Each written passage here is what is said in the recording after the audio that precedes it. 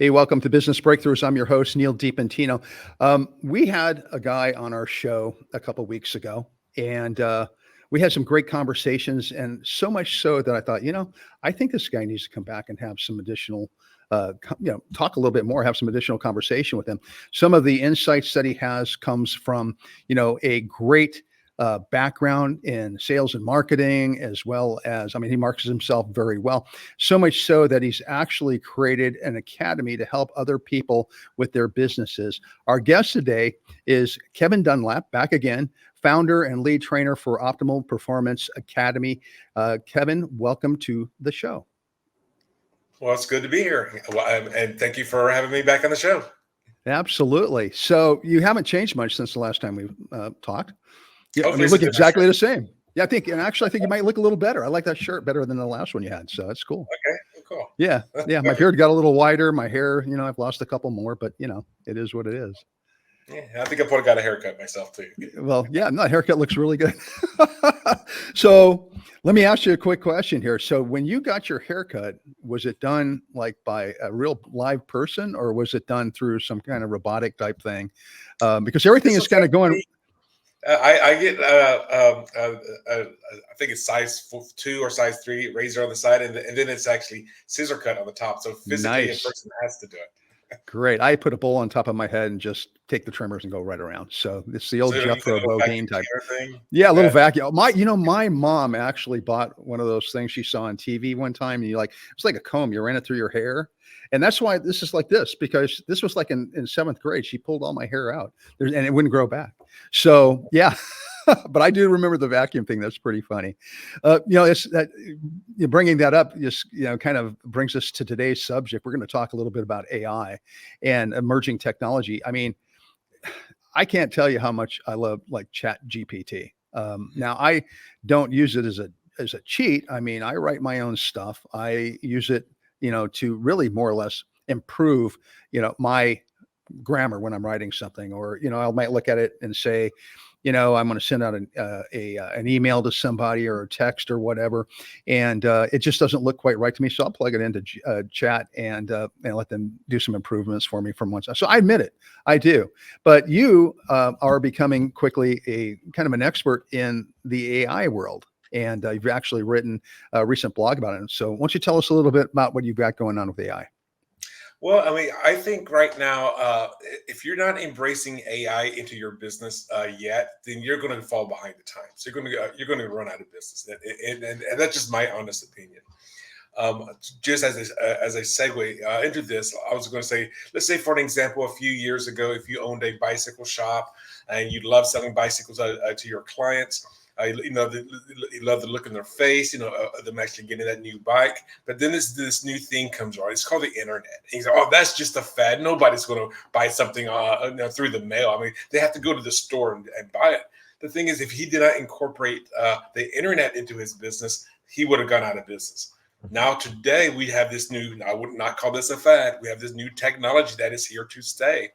And it's called artificial intelligence, or just AI. And things like ChatGPT or Bard, which is its closest competitor, are great tools because they're great tools to go and create content. You just give it the parameters that you're looking for, and then it will create that content. There's also other AI tools out there that are like image developing programs out there. The one that I recently came across is called playgroundai.com. Now, the free version, you have a limited number of images that you can do, and you just give it some prompts, and then it goes in and creates it too. And you can create multiple different variations of that same prompt. Then there's other websites that I'm affiliate with. One is called Now Site or Now.site, which is a place where they can actually build your entire landing pages and your website for you with just a few prompts. It can also create your social media posts, the images for your social media. Right now, if you're not incorporating AI into your business, in my opinion, you are going to go out of it. So you need to start looking at how, not like, do I put AI in my business? Is how do I incorporate AI into my business? And, right. And like you said about creating the content. Well, let's say for an example, since I started using ChatGPT, which was probably around April or May of 2023. And I just started seeing just how effective that is. So it writes. I'll ask you to say, "Hey, write me a blog between 500 and 700 words," and I'll give it a particular topic, and then give some other parameters, and then it will write out my blog. Then I go in there, and then I add the human component to it. So I'll go and change things around. I have a plugin on my Chrome browser. It's called Grammarly, and I would highly recommend that you have it, because Grammarly is just like if you're typing something in Microsoft Word, and it gives you, "Hey, I misspelled it," or "it was the poor grammar." Grammarly will actually correct that for you as well. So with having ChatGPT and Grammarly, you're going to really start developing really, really good content. So I was like, go ahead and start using that stuff. And the thing is, just go ahead and play around with it. Yeah, I mean, yeah. So, like, a lot of people are afraid of AI. I mean, we've mhm. heard a lot of things on the news, and do you feel that that's founded? uh, I can see where people are coming from on that. And I mean, because the thing is, people are wondering. I forget the name of the company in Terminator that took over the world. Um, I forget the name of the company that Skynet. That was what it Yeah, was. So they were afraid of this whole Skynet thing, that where AI is going to develop a conscious, and then is going to take over the world. You see it in all kinds of other movies as well, like iRobot was one, and so you see that kind of stuff going on. I can see where that could be an outcome if used improperly. However, I don't see it actually doing that. yeah, And I mean, anytime that we create automation of some sort, people are afraid. Like right, Henry Ford, he didn't invent the car. The car was invented way before him, but he invented or developed the assembly line, which made right. cars a lot more easy to be made. And people were afraid of the assembly line, and then people were afraid of robotics. Putting together the cars. So the thing is, am I afraid it's going to take over the world or take over jobs? In some cases, yes, but it's also going to create opportunities and jobs for other people as well. Right. Fear is a kind of an incredible thing. I read an article some time ago. It was about elevators, the early adoption of elevators. And people were afraid to actually get on an elevator because the people who manufactured stairs were putting out these ads that were basically telling people that if you get on an elevator and it goes up, the cable's gonna break, you're gonna plummet to your death. So people stopped using, they didn't want to use the elevator because of those type of reasons. Media really does kind of, in a sense, kind of dictates some of the things that we think about things like AI. It does. It doesn't matter if you're left wing, right wing media, or just regular. Yes, I do feel that a lot of times media does try to look at the negative side of things, because that's how sensationalism is how they get ratings. Hmm. And therefore, let's go ahead and put this out there that let's say AI is going to take over your world. It's going to break. It's going to cause your computers to go down. It's going to steal all your money. It's going to kill your. Whatever twist they want to do. But yeah, media will usually report on the negative side versus the positive side of things. Right, exactly. And AI has kind of been around really we think of like chat and those type of things as being like all new technology. I think it's something that's been available to the consumer market or to B2B markets more now than it was in the past. But I come from an advertising background, and we for years have been doing programmatic advertising, which is basically kind of like an AI thing where you plug in, what the customer is looking for in terms of, who they want to reach, what the results they want, what they want the results to be, that type of thing. And then basically the program goes in and identifies places where they can put their ads. And as time goes on, it improves because it's learning as it kind of goes on. That's kind of an AI type thing as well, right? That is, well, things like ChatGPT has been around for years, but has not been available to the mainstream until Okay. like late 2022 Right. is when it became available. But it's been. 'Cause I met a guy literally just yesterday at a tech conference or little a get together, and he's been using ChatGPT for over 2 years. Like, I Wow. did not realize it was around for that long. Well, he was part of, like I said, the beta testing and stuff on that, and Right. yeah. That I forgot. explains a lot. That explains a lot because I found chat like maybe 6, 8 months ago. I think Mhm. when it became more widely available, and I really thought that I had like discovered something that nobody knew about. And I would bring it up to other people and they were, oh yeah, chat GPT. I've been looking at that for a long time. So I didn't find anything new, nothing profound. But I like to say that I'm an early adapter of it. I use it for a lot of different things in my business. And I like chat but there's other things besides chat and stuff. So the AI for things like publishing, things like artwork, graphic art. I mean, you were telling me a little bit about some of the artwork that you've been working on using AI prior to when we started our podcast today. Tell us a little bit about that. Yes, because I've been playing around or searching some um, a different image manipulation software. There's, I think, Dolly. I think it was the main one, and then there are other ones out there. I've written at the time of this recording. I've written 3 blogs, and the 3 images that goes with the blogs were all I created using ChatGPT. Wow. Um, the one that was the one before the one I published today was I was talking about work life harmony, work life balance, balancing work and play. And I said I wanted an image of a woman doing yoga in a business suit. And then it actually developed that she was actually on her knees doing like a warrior too, and she's barefoot now, and she's got a briefcase right next to her yoga mat, and she's wearing a shirt with a tie and business pants. So I was like, that's not something I probably would have found on Google if I could use one of those images or going to one of the royalty free websites.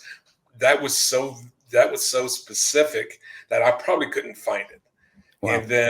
And then my other 2 blogs that I've written were both AI based blogs. The first one that I had was I wanted a blog. It was about AI, and I wanted a blog or an image of a robot working on a computer on a spaceship in the middle of outer space with a galaxy in the window. And that's kind of the prompt that I gave it, and it gave me this. That's, well, instead of it being blue light, make it a green light. So all Wow. these little eyes and stuff. I went to a green color. So it was So, just me just playing around with it and just getting used to the software. So so I is it a lot like chat GPT where you actually just like you would write in or tell the AI exactly what, or not exactly what this is kind of what my criteria is, kind of what I'm, looking for, the mood I want, the, coloration I want, that kind of thing. And then it kind of takes off and it sounds like you improve or make some changes as you go. Yes, I mean, because on playgroundai.com, you can have, let's say, you can put in a prompt, and then you can have how many images that you want it to create, like 1, 2, 3, 4, I think all the way up into 8. And then you can also have kind of like, setting the theme. Like I want it futuristic, I want it Western, I want it. So you can also play Wow. around with that as well. And then whatever the image comes up, you can have it actually you move it to the left to a comparison value, and then you say no, generate 4 more, but using that one as the template. So then Wow. you can start creating other ones like that. And then let's say you have it. You say, I don't like this little thing on here. Let's say one of the ones I had was a fox drinking tea in a coffee shop while reading a newspaper. And it had like it's a little thing here on the table with me. I don't like this. So I circled it, colored it out, and had it remove it. So just Wow. so That's amazing. I can't tell you how many hours I've spent trying to come up with the perfect, graphic art for some kind of I don't know, maybe an ad or whatever the case might be, and what it sounds like almost like what you're doing is you're like sitting with a graphic artist and kind of giving them your vision and kind of directing them to create something that comes out to be a finished product that you love or you can live with or whatever the case might be. well, and not only that, I mean, 'cause let's say if the image I just created was a female robot operating a drone in a field. That Uh, was I said first off, what does a female robot mean? But anyway, so I had that, and then and then what I normally do with that was because I'm writing a blog. My blog has to be the picture has to be a very specific dimension, 16 by right. 9. Right. So whatever the end result was, I got that image. Then I went to Canva and created a new it's a presentation 16 by 9. Put the image in there so I can cut out the edges. Wow. You're quite the DIYer. I've learned over the last couple times that we've talked. Some people like to do that type of thing. Some people have, some businesses have a department that does that kind of thing. If you're kind of like you're a small business and you want to use the different programs that you were talking about, whether it be chat or something else. I mean, how does somebody go about learning how to do that? Is that something that something you do for them? I mean, I work with them on those cases. I'd be more than willing to be as a business consultant to work with them on that. Now, my background is very logistical. I mean, my undergrad degree was in mathematics, and I went to grad school for meteorology. So I'm very much into systems and logic. But since finding chat, the playground AI, using Canva for the last 1.5 years or so since I've been in business, I realized just how much I love the creative side of things. I mean, Nice. I love it when I create a course and I go, what is the course cover going to look like? So Right. I go find an image and then I manipulate the image a little bit and then I create that new course cover and then I look at that course cover like, wow, that's a beautiful cover. There's some satisfaction to that, right? I mean, it's like a satisfaction of ownership and that type of thing. I love exactly what you're saying. I get that. Well, it's not only that. Let's say you have a new event going on, and you go to Canva to create the flyer for that event. So I Yeah. mean, I love that. Like, what colors am I using? What am I putting where? Why am I putting this there? And then if it's going to be an online event, like say, okay, go to this Zoom account or go to this landing page, and then and then just build that. I mean, I just love the creative side of things. Lovely. I love that. So, obviously we talked a little bit about some of the people, the fears of, AI and that type of thing. All this sounds to me like all of a sudden, okay, I don't need a graphic artist to do my work. What would you say to people who say like, "Yeah, you're going to put people out of work with AI?" You are going to put people out of work, but there's still the human touch that from somebody that's a professional that can come in and help you. For an example, it's like, hey, I don't need a professional photographer. I've got a cell phone. I'll take a great picture. Or I don't need a graphic artist because whatever thing. But the graphic artist understands their industry.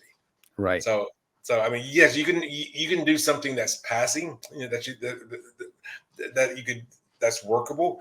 However, I still think those industry professionals are still needed. Right. Right. So really what you're doing is you're giving them tools to help them do their job better in essence with Correct. AI. Okay. Right, especially if Great. you're like what Neil just said about me. If you're a DIY person, then if you're and you have a creative instinct, then yes, I should go in there and play around with it. Absolutely. Absolutely. So switching gears just a little bit, you're the founder and lead trainer at Optimal Performance Academy. You want to tell us a little bit about the academy and what you guys do there? Sure. Well, what we are is that we are a entrepreneurial based education academy. So we work with different kinds of entrepreneurs. Doesn't matter if you're a coach, doesn't matter if you're a trainer, or maybe even a realtor, or maybe you're somebody in the tech industry, or you have even let's say a small shop of some sort. If you're looking to getting to take your business to that next level, that's what we are here for. We do it through our online courses. I do give away free trainings as well, and those are going to be found on our meetup site. We also do group coaching. We do solo coaching, one-on-one coaching. So we do all kinds of different things. Now, I am a content creator kind of person as well, so I'm constantly adding new programs. I know we just recently, not to date this show, but we have 19 online programs already. We're working on the 20th one. I'm actually in the process now of designing a core signature course.